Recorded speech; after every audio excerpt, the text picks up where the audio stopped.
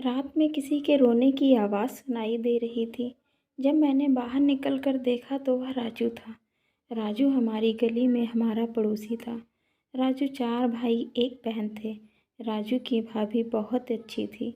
वह सभी का ध्यान रखती थी, लेकिन राजू शराबी था। सुबह जब भी शराब पी लेता तो उसे किसी के मान सम्मान और इज्जत की कोई चिंता नहीं होती थी। वह कई बार गालियाँ भी देने लगता था। राजू की पत्नी भी उसे छोड़कर चली गई थी, क्योंकि वह अपनी पत्नी के साथ बहुत ही मारपीट करता था। राजू की माँ बूढ़ी थी, हमेशा राजू को शराब पीने से मना करती थी।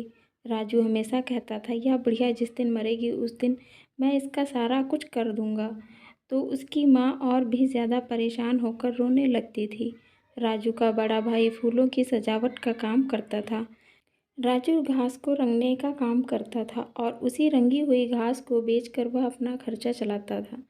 राजू घास को बेच के जो पैसे मिलते थे वह उससे शराब पीता था। शराब पीने के बाद रोज़ रात को वह सबको परेशान करता था।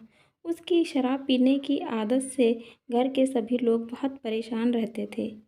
एक बस माँ थी जो उसको डांटती रहती थी, कहती थी तू शराब मत पिया कर। लेकिन एक वक्त ऐसा आया कि उसकी माँ भी ख़त्म हो गई।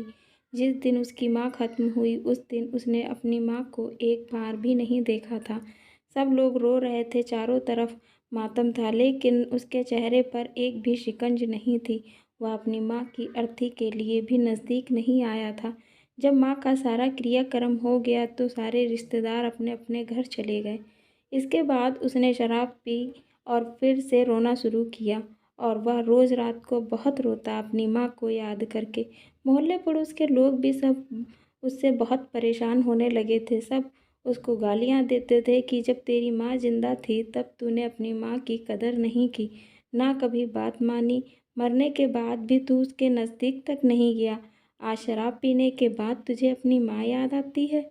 घर में उसको कोई कुछ भी बोलता तो वह मरने की धमकी देने लगता था, और साथ में वह कहता था कि मैं जब मरूंगा तो तुम लोगों को भी फंसा दूंगा। इसलिए उसको कोई भी नहीं चाहता था। पूरी रात भर चिल्लाता रहता। घर के लोग सब बहुत परेशान रहते थे।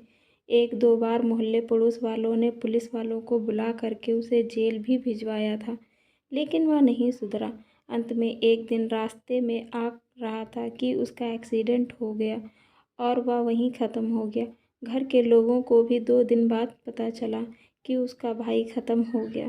दोस्तों, शराब ऐसी चीज़ होती है, इंसान जब तक ज़िंदा रहता है तब तक वह किसी की नहीं सुनता। बस पीने के बाद वह खुद को राजा समझने लगता है। शराब पिए हुए व्यक्ति को कुछ भी पता नहीं चलता है, कहाँ आ रहा है और कहाँ जा रहा है। अंत में उसकी कहीं पर भी मृत्यु हो जाती है।